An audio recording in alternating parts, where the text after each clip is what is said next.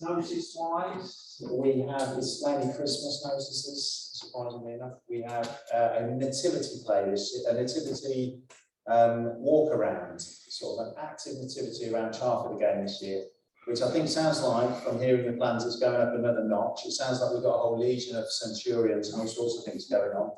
That's on the 18th of Saturday, the 18th of December. So do be inviting people. There is a login. I don't know if it's up and running yet, but it's a sort of Eventbrite thing where you log in and you have to book a slot. But do invite folks to that. The day after that, on the 19th, is our Christmas service. So this year it's going to be at the Hungry Horse, or Leeds Hungry Horse. That's 3:30 start. For a sort of 3:30 arrive for a 3:45 start, so there's the actual carol service that will go on for about 45 minutes, and then there'll be food and drinks and things after that. So think about anyone you want to invite to that. Also, Pascal asked me to say that anyone that wants to be involved in the music side of that, so if anyone feels like they want to sing, even if you can't sing, she says it doesn't matter.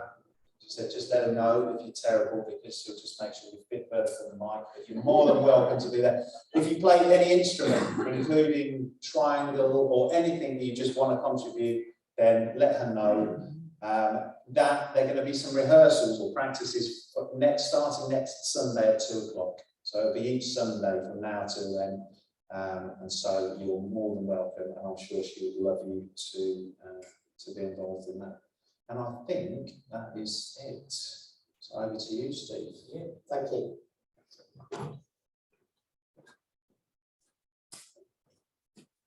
So this is part 2, mainly because I'm so bad at managing to get all my talks into one slot, of a talk that I did a couple of weeks ago, which was about how God uses trials and suffering to strengthen our faith. Part of our series on the things that God has given us by His grace to help strengthen us. And this one is on trials and suffering.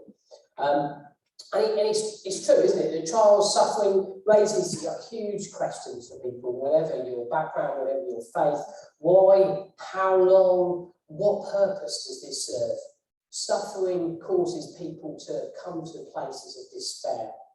It causes them to completely refocus what their life is really about.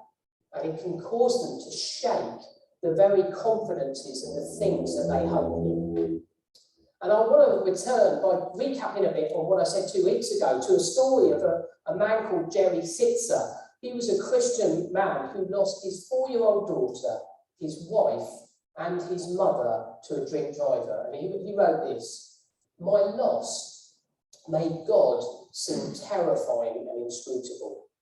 And for a long time, I saw God's sovereignty in the face of suffering, like this towering cliff in winter, icy, cold and windswept.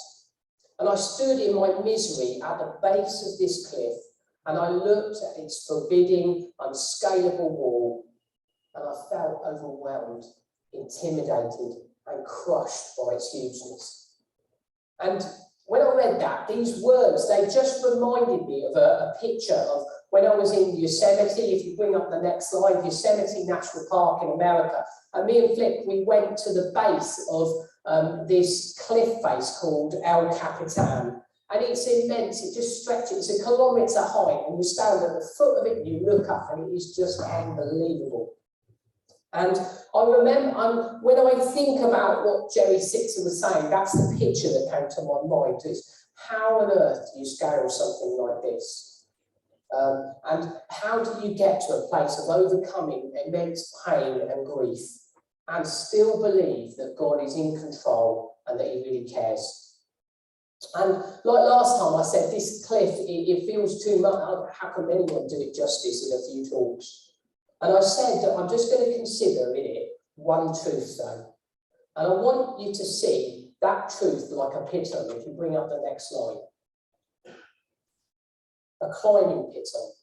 So these things are they're pieces of metal that you bash into the face of the cliff, And they're used like an anchor point for climbers. And what you do is you obviously tie yourself to those points. And they're the thing, they're the safety lines. As you climb up the next stretch, having this thing as a kind of harness, so that if you fall, you don't fall all the way down, you just kind of, it anchors you at that point. And I want to consider that what I'm going to talk about today is like one of those pitons. It's an anchor point.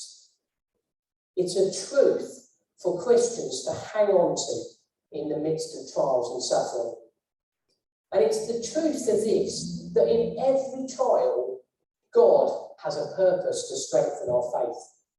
Every experience of suffering that we go through as Christians is used by God for his good purposes in our lives. Every difficulty that he allows, that God allows to happen, that God intends to use it, not so that we grow in trusting him more and not less. And it's important to say that it's not the same as saying that God causes all suffering, but it's only to say that none of the evil of suffering is outside of God's purposes, and that he will ultimately use it for our good. And someone else said it very short, very succinctly: God permits what he hates to accomplish what he loves. So in struggles, though, what I don't want you to go away with is thinking, oh, okay, then I just have to chant this like a mantra or something and all my problems just disappear. Or even worse than that, I'm going to go up to someone who's in the midst of trials and I'm just going to spout this off to them and it's somehow going to be helpful. This is divine truth. And because I believe it's the word of God, we need to handle it really carefully and deeply.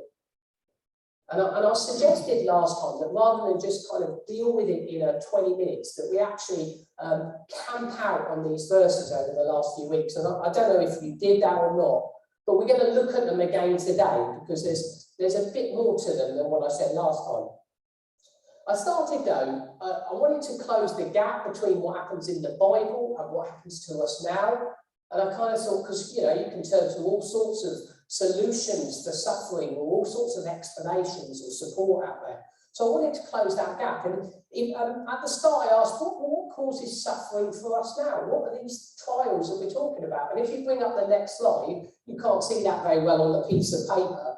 But there were all manner of things that people put out there as to what we mean when we talk about suffering. So we talked about external things like natural disasters. We talked about things like illness and sickness and death.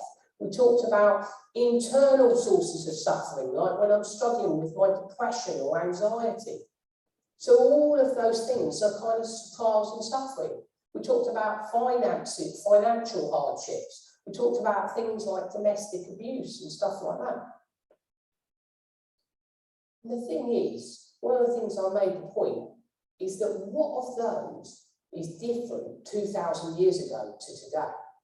And the point is, in the Bible, the things that were happening back then are really very similar to what's happened today. We're remembering wars that now and wars then. They look different, they're on different scales, they've used different horrible ways to hurt one another as human beings, but actually, what's fundamentally different?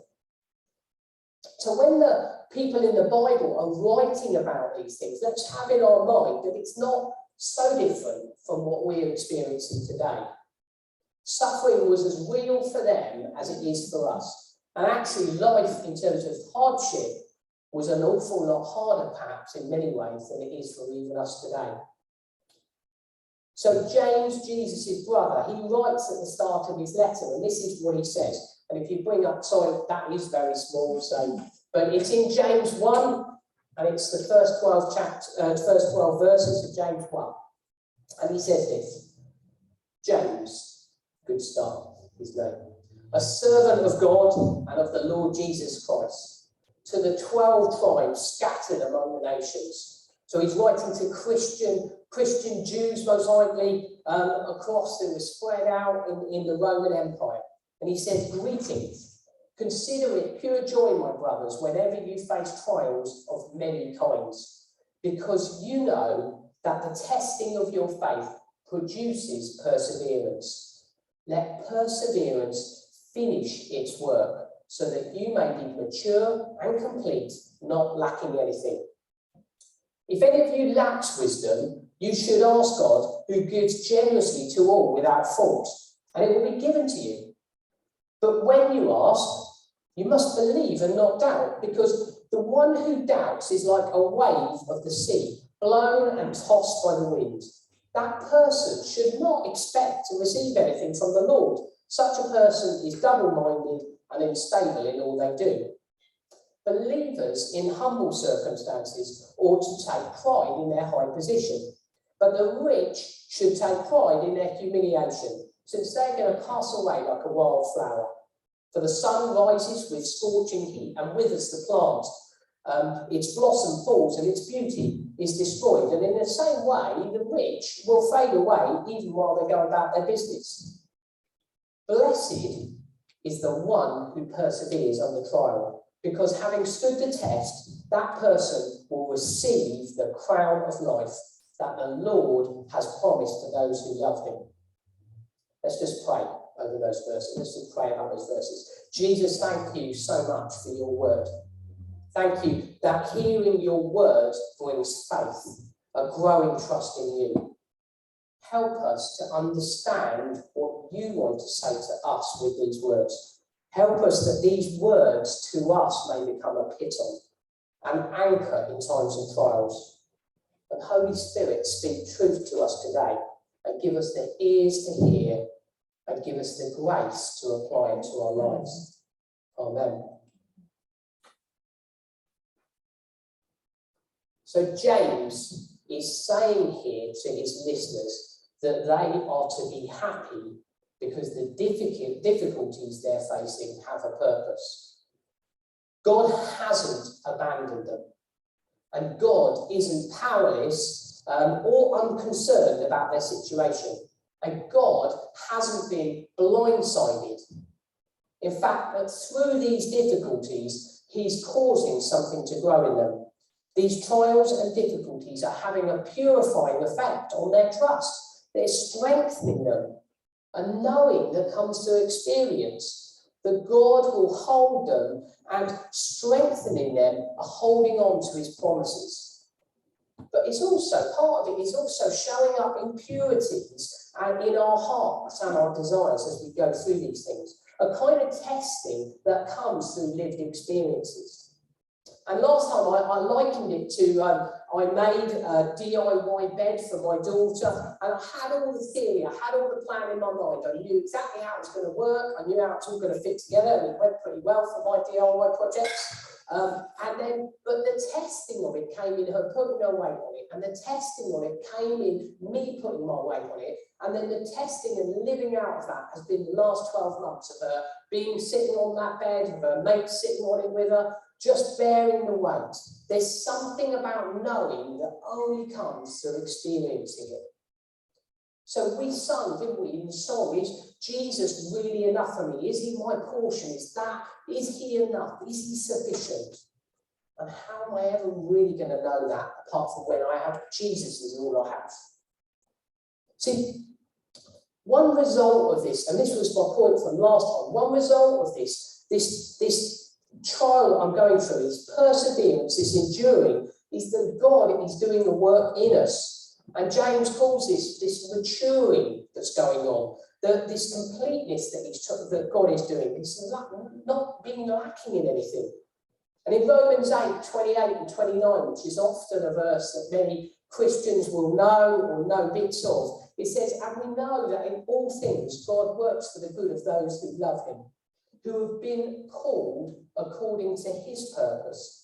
For those God foreknew, he also predestined to be conformed to the image of his Son, that he might be the firstborn among many brothers and sisters. And 1 Peter 1 is another one that people hear. It's very similar. In this, you greatly rejoice, though now for a little while you may have had to suffer grief in all kinds of trials. These have come so that the proven genuineness of your faith, of greater worth than gold, which perishes even though refined by fire, may result in praise, glory, and honour when Jesus is revealed. God is purifying us to experience, burning away the rubbish, refining us like a gold in a furnace. And earlier this year, we did a series on the fruits of the Spirit from Galatians 5. And we said, and this is the verse from 22 and 23 in Galatians 5, but the fruit of the Spirit is love, joy, peace, forbearance, kindness, goodness, faithfulness, gentleness, and self-control. This is the stuff that God wants to grow through our trials. God loves us so much that he won't leave us as we are. He wants us to experience the pure joy that he has, to grow in love for God and for others. And it's not some vague idea of love, the sort of thing you hear in a pop song or on a sign or in an advert, but it's something that's very practical, it's very costly at times, but it's also very pure and wonderful and beautiful. A kind of love that keeps going through suffering and trials and leads to everlasting joy. See, it's a kind of love that we see when we think of the sacrifice of soldiers who have laid down their lives fighting for freedoms, against tyranny and oppression. It's the kind of love that you find in a marriage where you've got a couple that have been through lots of such trials together, but come through it all devoted to one another.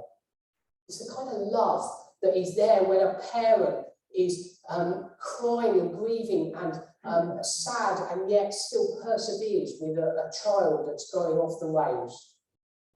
It's the kind of love that is patient and kind. It protects, it trusts, it hopes, it perseveres. It's the love that is ultimately shown in Jesus dying for our sakes on a cross. And so one of the reasons why we count trials as joy is that Jesus has a purpose through them. God is determined to make us good, the very best for us. And the more we understand Jesus' character around this, that he's for us and that he'll embrace us through the good times and the bad, and we embrace those things with a sense that God is working through them and for us in them. And I said that the best picture I had that was coming up was the dentist. I'm actually going this week to have the filling done. I mentioned that. I'm going to have the filling done. And this dentist is going to inflict pain on me. But the reason that the dentist is doing that is because he knows that pain is better than the pain of tooth decay in years to come. So I'm trusting in the motives and the character of the dentist. And in the same way, the key to enduring suffering and trials with joy is knowing the character of Jesus in them. That he won't allow anything to happen to me that he won't yet use for good. And it's got to be at the heart of our faith. But this time, I want to move on a bit because I want to go down to verse 12. And if you just bring up verse 12, if you bring the next slide up, it says this at the end. And there's a bit of a gap between, but actually, if you look at it, it's really clear that actually he uses lots of the same words, picking up the same point. And he says this in verse 12, blessed is the one who perseveres under trial, because having stood the test, that person will receive the crown of life that the Lord has promised to those who love him. So not only is James thinking about this immediate effect of trials on our lives, he's thinking ahead, like the runner who thinks about the finish line. Now, for those that missed it last week, Jonathan did a half marathon, if he's not mentioned it to you. But somewhere down that line, I bet there was a quitting point for him. Most runners say there's a point when it actually, everything in me is starting to hurt or whatever. There's that moment. But something of keeping an eye on the finish line is what keeps you going. I'm not of the type that does half marathons or whatever. If I can do 3K on a running machine, all right. But do you know what I mean? There's something about keeping the end in mind that keeps athletes going and running. And so the crown that he talks about in these verses actually is probably much more thinking not the kingly crown that we think about, but the wreath of crown that they put on athletes back in those days, and they use them now, whatever. You've got Kelly Holmes up there, and they've got this kind of crown on their heads that the athletes would wear when they complete the race. And we know that because Paul says it similarly in 1 Corinthians 9. He says, everyone who competes in the games goes into strict training. They do it to get the crown that will not last, but we do it to get a crown that will last forever. So the joy that James is saying is partly from knowing what God is doing in me right now, but it's also an anticipatory joy, a thinking of the finish line kind of joy. For the one who perseveres, who keeps loving to the end, there's reward. And the Bible speaks about rewards, us being motivated by reward loads of times. And you might come to think, doesn't that make the Christian life kind of a mercenary affair? We're just doing it because of the reward. But to paraphrase a guy called C.S. Lewis, he writes this: there are different kinds of rewards. There's a reward that has no natural connection with the thing that you do to earn it. So money is not the natural reward for marriage. So actually, for loving someone. So actually, if you met someone and they were going to marry someone and for their money, you'd just call them a gold digger. But marriage is the proper reward for a real lover. And you're not mercenary for desiring it or enjoying being married. And in the same way, a general or a soldier who fights to get honours or money or promotion, you'd see them as a mercenary. But a general who fights for victory and for freedom, that's victory is the proper reward for being in battle, as marriage is the proper reward for love. Proper rewards aren't things that are just tacked on the end. They're the thing itself in consummation. That's how he describes it. So what Jesus said, the rewards Jesus speaks about are this eternity of enjoying God forever. The very reason he created us in the first place. Being in his presence and sharing in the happiness of the happiest person in all existence. And it makes sense that only someone who would find joy in him now will actually ever enjoy him then. It's a bit like if I don't like football now, if someone gives me next year's season ticket, I'm really not likely to see that as any kind of reward. So we've got to enjoy God now to even consider that we'll enjoy him in the life to come. And James writes these to Christians who are suffering all kinds of trials, all the things we've said: depression, anxiety, hardships, financial, persecution. He's writing all sorts of things. And he's saying, God hasn't abandoned you. Far from it. He's just as committed to you now as he ever was, to have life to the full. He says, I've got an inheritance for you, and it's not going to spoil, and it's not going to perish. And I've got a welcome, and I've got a reward for you. And it awaits them when you finish the race. And in Christian life, we've got to hold eternity in view. Nothing about the Christian life makes sense without that perspective. Paul says it very bluntly in 1 Corinthians 15. He says, if Jesus wasn't raised from the dead, then our faith is worthless. If we don't hold to the resurrected life, the life where this stuff is temporary and will pass away and eternal glory awaits, then suffering will overwhelm us. And even in the verses that James is talking about, between these two sets of verses, he says it in verse 9, doesn't he? He said of the rich and the powerful, that we think of the people in the world that have got all the money, all the things. But actually, even the wealthy and the powerful will pass away like a wildflower. And my body is fading a bit. I turn 50 next year, I know, hard to believe. And I wake up every day with a few more aches, and my body just takes a little bit longer to heal. I knocked my knee the other a few weeks ago, and it's still just not quite there. And I haven't had the trials of so many people. But actually, aging does bring all of us some level of trial.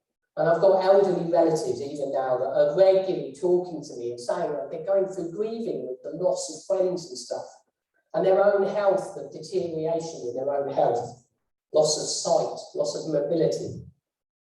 And all of this just reminds us, doesn't it, of the temporary nature of our lives, that death is the ultimate robber of joy. And in fact, if it is all just temporary, as some people claim, then where is there really any hope? And if we don't hold an eternal view of a lasting joy, a persevering joy, it's just not possible. If there's no resurrection, the promises of final victory over death and suffering, they're just wishful thinking. What hope can there really be? What joy can there really be? And Jonathan spoke about this when he spoke on just before the summer. We did this series on the fruits of the Spirit, and he spoke about joy. And he said that actually that we lose our joy when we lose sight of our hope. And he defined hope as this: faith that God will, in the future, do what he has promised to do. See, trials remind us that we haven't finished the race. Promises of God are yet to be fulfilled. We're not at the finishing line yet. But we must hold in view the finish line, a glorious resurrection. The risen Jesus is promised for us. An end to suffering, a wiping away of tears. Trials and suffering must cause us to protest. They're not right. But like Psalm 13, David writes this: "How long, Lord, will you forget me forever? How long will you hide your face from me? How long must I wrestle with these thoughts? And day after day there's sorrow in my heart. How long will my enemies triumph over me?" But he ends the psalm with hope, with looking to God's promised future. And he says this: "But I trust in your unfailing love that is eternal. My heart rejoices in your salvation. I will sing the Lord's praise, for he has been good to me." See, we need to consider the temporary against the eternal. And I can't think of a better picture just to give some sense of that. And I brought with me one of my, what's called our dead building kit or whatever, but it just sort of illustrates the point. And I unraveled all of this and it's all got ravelled up. But if you just take the end of that little bit at the end, that there, where if you hold that up, Ben, that little white bit at the end, that's temporary, that's life now, that's what our life is now. And this bit, this is eternity. This is what it means. When we sing those things, we've got to think eternity is something so much more, so much richer, so much fuller than we perhaps do consider. So when we think about these things, thinking about eternity changes our view now. Just think, Jonathan said it, what's 2 minutes like? Well, 2 minutes is really different, isn't it? But it's 2 minutes of silence, just here, thinking and reflecting. 2 minutes can go just like that when I'm sort of watching Netflix or when I'm doing the washing up or whatever. But 2 minutes of silence. Time is relative. Our perspective changes. And in the same way, when we start to consider eternity, it changes the now. It changes what we're going through now. See, Jesus' promises are bigger, they're better than anything the world can offer.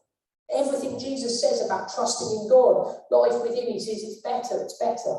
He says it's like treasure in a field, or it's pearl of great price. He says it's better, sell everything you've got to get this thing. He says it's better, it's like whatever debt, whatever loan you've ever lent anyone, whatever debt you've ever taken out. He says that the forgiveness that God has forgiven you is a debt overwhelmingly bigger than you can possibly imagine. He says it's like a parable of two sons, and the wayward son, he says it's better than going off to just live selfishly as you like. And he says it's better than also being the kind of person that just strives to do it all in your own goodness. It's better than both. And he says it's better than treasure that fades and rusts. Our view of the future will shape how we view our present circumstances. one more little thing. Why do you think the second lockdown and the third lockdown kind of had two, didn't we? Why do you think for a lot of people that was harder than the first one? What do people think? That's been my experience of conversations. Why do you think the second lockdown and the third lockdown felt harder than the first? Throw out any thoughts. You might disagree, that's fine. Maybe it felt like hopeless. It felt more hopeless, whatever. Yeah. Why do you think it felt a bit more hopeless? That's what you expect, right? I mean, like, the first lockdown, we thought we were going to get out, but Yeah. the second, it carried on. Yeah. So, Brilliant, Jordan. That's it, isn't it? There was something of that first one. We kind of, we went through it and we thought there's an end here, there's an end happening. And then we went into that second lockdown, and then there was a kind of third lockdown, and we thought, how is this going to end? When is this going to end? And there was something about that hope being put off and put off. When is this going to end? But that's the thing, isn't it? Without hope. And where is the Christian hope, if not in eternity? See, the pain of suffering is real. And it should cause us to protest that the things of this world aren't okay. And death is an enemy to us. But it's meant to draw us to one who's overcome evil and death. And it's meant to remind us that this isn't the end. The gospel of Jesus engulfs our suffering as we look to a Saviour who has entered into it, into suffering. He's passed through suffering and he's taken it upon himself on the cross, and he's overcome death, and he's risen again, and he will return to renew all things. We need more than temporary views of suffering, more than individualised views of suffering, that when it's only impacting on me or those close to me. We need our protest of suffering to be real against real evil. But we need to weigh it up against what is temporary and what is eternal. We need to see how it fits into God's eternal plan. And the early disciples, that was it. For them, it's all about, they were all waiting for this future resurrection. Just like the one Jesus, just like Jesus is, that's what they were waiting for. But it didn't cause them to just think, oh, right, okay, so it's my ticket to heaven sort of mentality. It wasn't like that for them. It was like, this changes us now. It means that actually I'm in a race now, and I'm going to run this with everything that I've got, because it's temporary, and all the suffering and all the trials and all the hardships I'm going to go through, I'm going to give it a lot, because I've got a finish line. And I know I'm going to get there, and I'm going to get the fullness of that, the joy of that with Jesus face to face. See, they were sure that the future was better but all of that, they also knew that actually, because that's going to be better, I'm going to enjoy that. I'm going to start to receive some of the benefit of that now. And that's what it said. They understood that if Jesus is going to be better then, when we see him then he is going to be better for us now. So they knew that they were going to make their lives count. They knew that they were going to strive to have holy lives full of compassion and mercy. And James, he just goes on in this book, this letter, and he just tells them, look, live such lives now, because this is what awaits you. And he said, treat people equally, he says. Watch what you say with your words, because what you say can make or break people. Be generous, care for orphans and widows.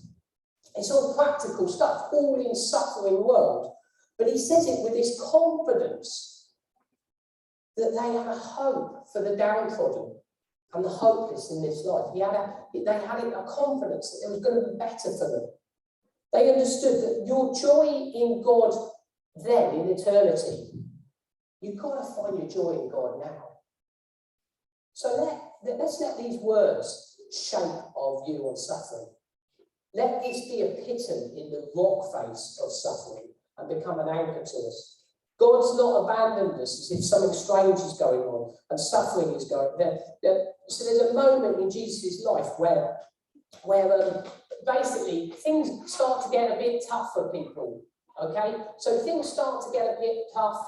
And what happens is that when they start to get a bit tough, most people disappear off from Jesus. And one of them, Jesus' disciple Peter, comes to Jesus, and Jesus said, are you going to go as well then? And Peter says to him, what's Peter's response at that moment? And you read it in John 6, and he says, Lord, where am I going to go? You have the words of eternal life. He got it. He got the fact that this is where the finish line is. And that's going to look a little bit strange to the world. See, the Christian life might look a little bit like, if you bring up the next slide, a little bit like being in a little rowing boat next to a cruise liner.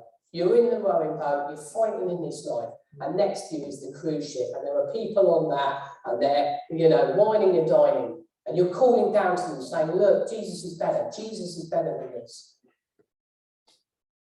And it might look a bit strange, but it makes all the matters in the world, it matters everything if you know that that cruise liner is the Titanic. See, this world is fading away, and along with everything in it and the things that people crave, but everyone who does what pleases God will live forever. And I keep coming back to this hypothetical question, and I'm going to finish on this. Will this truth hold fast for me when my day of disaster comes? When the really big thing happens in my life that this shakes, rocks my foundation?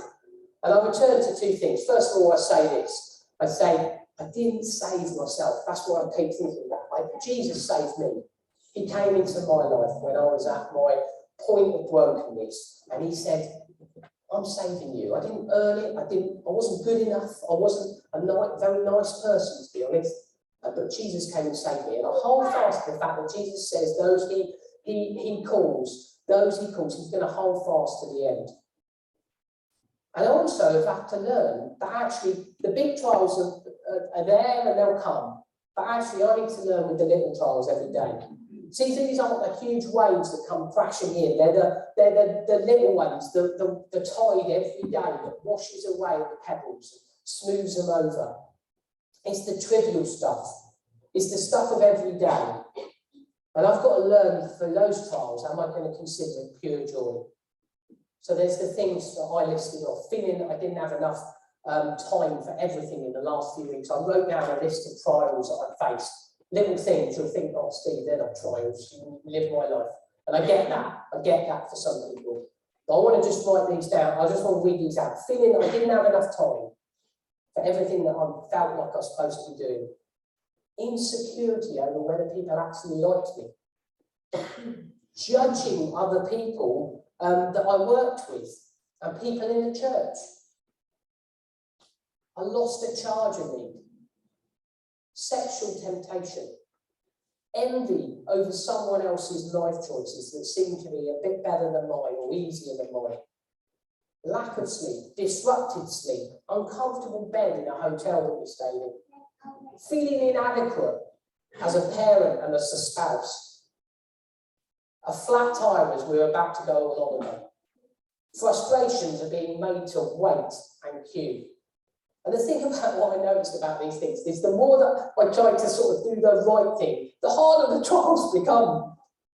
And it was humbling to look at the list when I collected it. I wrote it over a number of weeks. It was humbling because I looked at it and I thought, some of these things I really haven't behaved very well or responded very well in. I haven't honoured God in those things sometimes. But it did encourage me not to focus so much on the big trial that might be out there, the moment of disaster, and actually come to Jesus with this stuff. Learn to consider it pure joy with this stuff. Because that's what's going to bring me to maturity. Because they expose where my hope and where my joy is. They expose where I don't trust God. And it's a bit like leaks in a boat on a calm sea. Do you know what I mean? If you've got a boat and it's got a few leaks in it, it's not brilliant, it's not very seaworthy. But actually in a calm sea, it's really easy to bail out. You can sort of just about cope with them or whatever. And you can deal with that. And sometimes it's a bit like that with these small trials. We cope on our own without God. And we learn to just bail out the boat. We don't really respond to the leaks.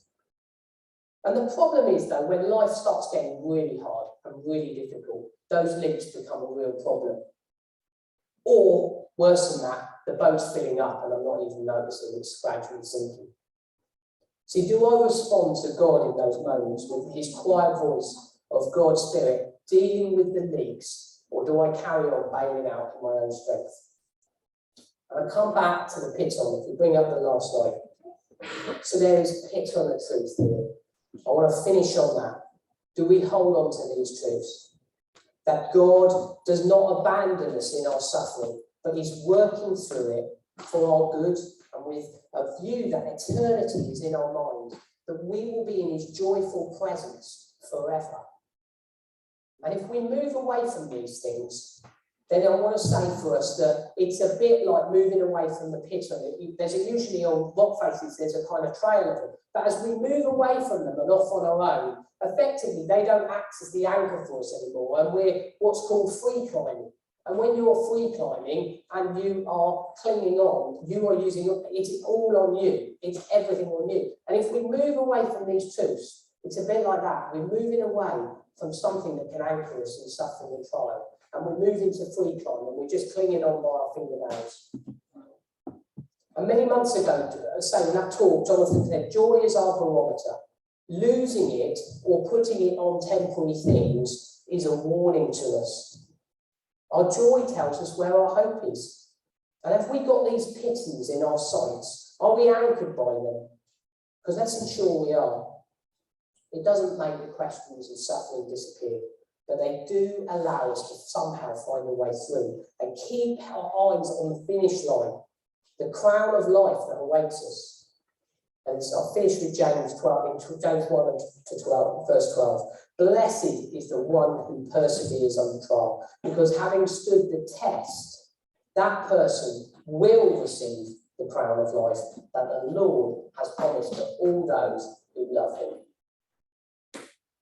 We are done. Thank you. Have a blessed week and run your race. God bless you all.